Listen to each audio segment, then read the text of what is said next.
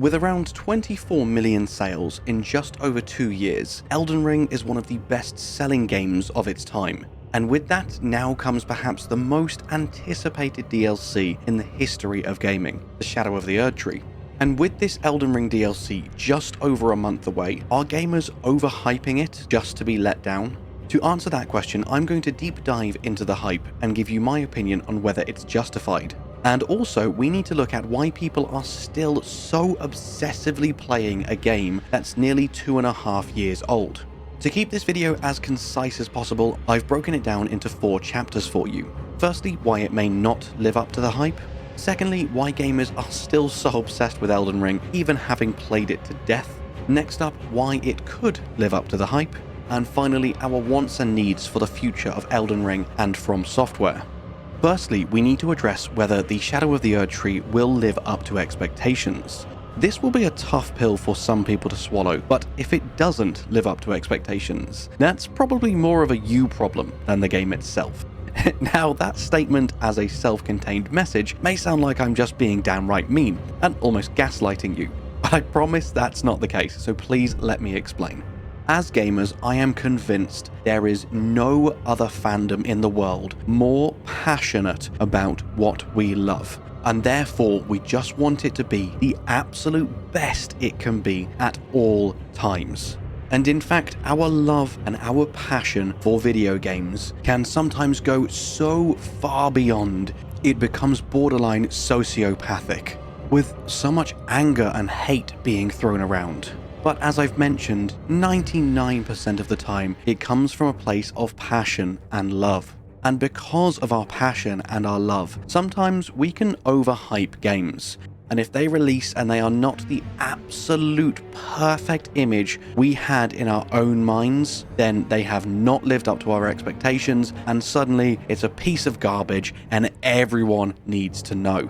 So if the Shadow of the Erdtree doesn't live up to the hype, it's probably going to be down to people's insanely unrealistic expectations. And that isn't me trying to justify it not coming out absolutely perfect. I, as much as everyone, am praying for the perfect DLC. That is what we deserve, and that is what Elden Ring has already proven that it can give us. But with something that has been in the works for over 2 years now, people have been building this up and building this up in their heads to the point that it may not be physically possible to reach what you are hoping it will reach.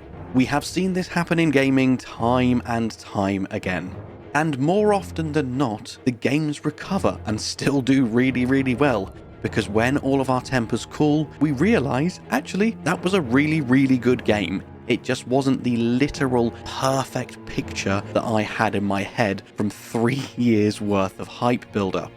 And I'm right there with you. If there's any major flaws, I will not be happy. But I think we can trust From Software to give us one of the greatest DLCs we have ever played. In fact, some of the more recent details that Miyazaki revealed in a new interview hyped me up so much. Specifically when he talked about the actual size of the DLC and backtracked on what he said before. I don't want to waffle too much because I have a lot to cover today, but I'll leave a link to the video I'm talking about down below. Go and check that out. Miyazaki's most recent interview was mind-blowing. Anyway, now that we've talked about your unrealistic expectations and why the Shadow of the Erdtree might be a little bit too overhyped, now let's talk about why everyone is still so obsessed with a 2.5-year-old game. I'm not saying that 2.5 years old is old for a game. In fact, I'm an incredibly nostalgic gamer. I go back and play Age of Empires 2 and Dungeon Keeper 2 annually. I love games from the late 90s, early 2000s, sometimes even earlier. I do not consider this an old game. But as we know, even the biggest games nowadays get picked up and dropped so quickly as soon as the next big thing comes along. Just in the last few months alone, we've had Dragon's Dogma 2, Lethal Company, Helldivers 2, Palworld, and countless others that all seemed like they were going to take the year by storm, and now you barely hear people talking about them. Yet Elden Ring is still being talked about. People are making videos every day, people are completing new playthroughs every day. This game is not going anywhere anytime soon. And why is that? I've broken this down into around 10 categories, and I'll rattle through them as quickly as possible so I'm not boring you before we get to the juicy stuff nearer to the end of the video. Firstly and most obvious is the rich lore that the world of Elden Ring has. Even today, people are still searching for new secrets to uncover, trying to answer all of the vague and ambiguous questions that have been left for us. And there are so many incredible lore tubers out there, still digging deep into this game even now. And talking of lore tubers, a special shout out to Smotown, because he's just genuinely one of the most amazing people I've ever met. I haven't spoken to him before this video, he's got no idea I'm doing this, but we hung out at the Armored Core 6 preview event, and I just had the best time. He's just an absolutely great person, and probably my favourite lore tuber. And along with the lore comes the most characters that FromSoft have ever put in one of their games. And there are so many to love, so many to choose from. If I asked you, do you have a favourite NPC in Elden Ring? I don't know if I could pick. Alex is always the first one that pops into my head, so Alex is probably my favourite, if he's always at the forefront of my mind. But genuinely, there are so many incredible quests and interactions in this game, and the lore just goes deeper than I could ever fathom. And as I say, that is just one of the many, many reasons people come back to Elden Ring time and time again. Next up is the difficulty level. This is potentially a source of controversy for some people because it is arguably the easiest game From Software have ever released.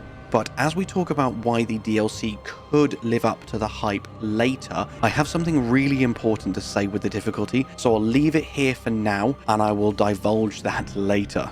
Another reason people go back to Elden Ring time and time again is the amount of builds you can use in this game. I think we probably still have yet to find the quote-unquote best build in the game. Obviously, you know I'm an advocate for just having fun in games. Fun is priority number one for me, and I believe it should be for you as well. So you don't always need to play optimally, but when Melania has whooped your ass for the 100th time, sometimes Googling the best build is the most fun you can have. And the plethora of builds you can use in this game, all completely different from the last. I have never had so much choice when it comes to combat in a FromSoft game, or indeed in any Souls-like for that matter. And as we're talking about the choice and the variety, the amount of different progression routes you can take in Elden Ring is insane. I made a video a while ago talking about the best way to set yourself up for the DLC, because there's potentially going to be small new voice lines or interactions here and there, so I advised you to do as much of the game as you possibly could without interacting with any main boss or character. And you can do an insane amount of the game without interacting with anyone. I've opened up the entire map up to the capital. It is mad the amount of different progression routes in this game, because there is such a wide range of ways that you can tackle every challenge and every situation. And as we're talking about the wide range of things in this game, the amount of enemies and the amount of bosses is mind-boggling. I know some people are going to use that line and moan at me, "Oh, but Dom, there's like 10 different tree spirits and Erdtree avatars." Shut up, I don't care. There's still like 100 other bosses that are different. Yes, a few of them are reused and regurgitated, but there's reasons for it, especially if you delve into the lore. And they can be forgiven for a few repeat bosses. There is such a huge variety of enemies and bosses. And every zone, the atmospheres, the environments, they feel so completely unique and different. And finally, for the main reasons that people keep coming back to Elden Ring time and time again, is the armor sets, the fashion, and of course, Torrent. Torrent is one of the coolest companions in gaming. We love him and his ability to double jump and allow us to leap up 200-foot mountains in one jump, provided there's a spirit spring there, of course. And the amount of different armor sets and fashion you can wear in this game. Some of them are absolutely stunning. I personally have always loved Hoslo's armor set above all else. I think he has so much swag. And that ties me in perfectly with why the DLC could very well live up to the hype and to our insanely unrealistic expectations. It's now that I will talk about the difficulty of Elden Ring, because I mentioned earlier I said I had something very important I wanted to talk about. And though Elden Ring is the most accessible game FromSoft has ever released, and for any elitists watching, accessible means easy. It means too easy, get good you babies. However, Miyazaki has confirmed the DLC is gonna be tough. In fact, I'm pretty sure he said pretty much every boss will be millennia levels of tough. Now, there will be ways to make it slightly easier, but as I'm sure everyone here probably knows by now, the leveling and progression system in the DLC works different to in the base game, so you can't just rock up with your max level character and one-shot everything. There will be an additional progression system layered on top, which will kind of scale you back and make your power more in line with the current enemies and bosses. Now, this may sound daunting to more casual players, but there is a great silver lining on top of this. You are comfortable with Elden Ring and its mechanics. You love the game, you've beaten it time and time again by now, and you're pretty comfortable even with the tougher bosses. You can use all of your knowledge and all of your skills, go into the DLC, and with a bit of perseverance and a bit of practice, you will smash it, you will defeat it. And beating the Elden Ring DLC, beating your first ever From Software expansion is a huge deal, because From Software's expansions are so tough. And armed with this knowledge, I can almost guarantee you could comfortably go and check out any of their other games and you won't have much trouble with them. What this means is because Elden Ring has 24 million players, that is potentially millions and millions more people that are now so much more confident of their skills and their abilities, having defeated the Shadow of the Erdtree, that they're willing to go back and play all of these other Souls-likes that they have never played before. Which means our player base and the amount of new friends we could potentially share all of this bunged up knowledge with increases exponentially, and we suddenly have millions more players going back and playing all of our favourite games. So anyone watching whose first Souls-like was or is Elden Ring, let me help guide you through the DLC if you're still a bit weary. We will get through it together, we will absolutely smash it, and then you can use all that newfound confidence and go and play a whole new genre of game that you thought was inaccessible to you previously. And you can join us in rubbing it in your friends' faces that you've beaten Dark Souls 1, 2, and 3 without even using a summon. Another reason I think Elden Ring will live up to the hype is we are going to be getting more enemies, more armor sets, more bosses, more weapons. So many unanswered questions will be answered. There will be a ton of new lore to cover, deep diving into Miquella, Mesmer, Saint Trina, and so many new characters that we don't even know about yet. And the main thing that gives me confidence that the lore in the DLC will be of the same quality as the base game is the fact that the storyline for the DLC had already been written years and years ago. It hasn't just been written in the last 2 years and tacked on for money, it's been here waiting to be told all along by arguably one of the best storytellers and writers of our generation, George R.R. Martin. Admittedly, Miyazaki has already said there will be quite a few ambiguous elements to the lore, and many more unanswered questions will inevitably pop up. However, so much more will be answered, and we will understand this world better than ever before. Add on to that the 8 brand new weapon sets, loads of new armor sets, loads of new fashion to be had. I cannot wait for how big and juicy this DLC is going to be. I, for one, think it will live up to the hype for all of them reasons. But please let me know in the comments if you think it will, or if you think it won't, and why or why not. And finally, now let's talk about the future of Elden Ring, the future of From Software, and our wants and needs. Let's get the bad news out of the way first. Again, I'm pretty sure everyone already knows this, but it has confirmed this will be the one and only DLC for Elden Ring. But that doesn't mean that they are done with Elden Ring as a franchise. There has already been whisperings of a TV series or a movie, and who knows, maybe we'll get Elden Ring 2. Even if we don't though, one thing is for sure, From Software are still going to be bringing out new franchises and sequels to their already existing franchises, and we can almost guarantee every single one is going to be absolutely top tier in quality. However, as for our needs in the now, one thing that hasn't really been addressed and is a very sore point for a large section of the community is the PvP. I'm not much of a PvPer, but some of my very close content creating friends are, and they have told me time and time again how lacking certain aspects of the PvP is. Firstly, we really need cross-platform. Especially Xbox users get so neglected because they are so few and far between compared to PC and PlayStation users. And the fact that we cannot cross-play with each other means sometimes you are waiting for so long to find a PvP match. Also, options are quite limited, and people have been crying out for 6 to 8 player PvP for so long now.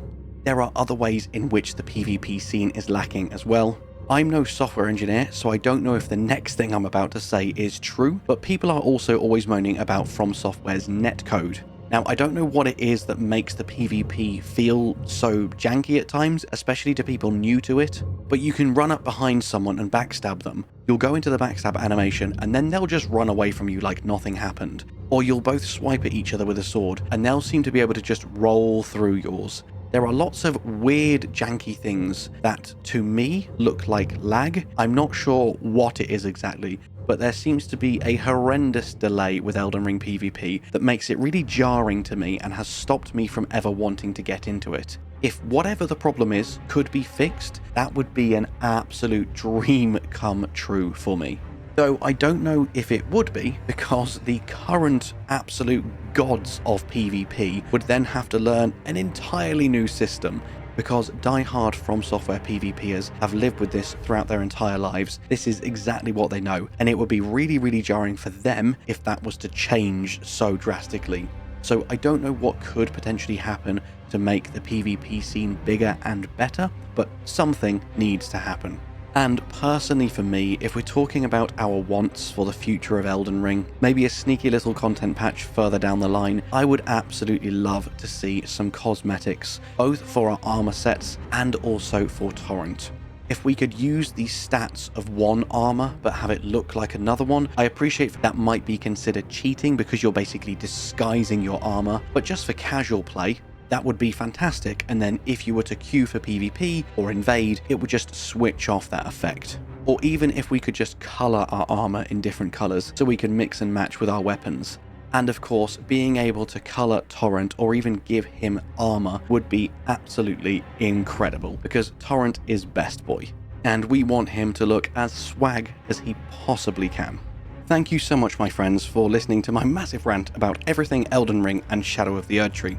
I just really wanted to make a video and talk about it more because I'm obsessed with it and I cannot wait for it. And with that, all that's left for me to say is thank you so much for watching. I hope you have an amazing day, and I'll see you in the next one. Bye bye.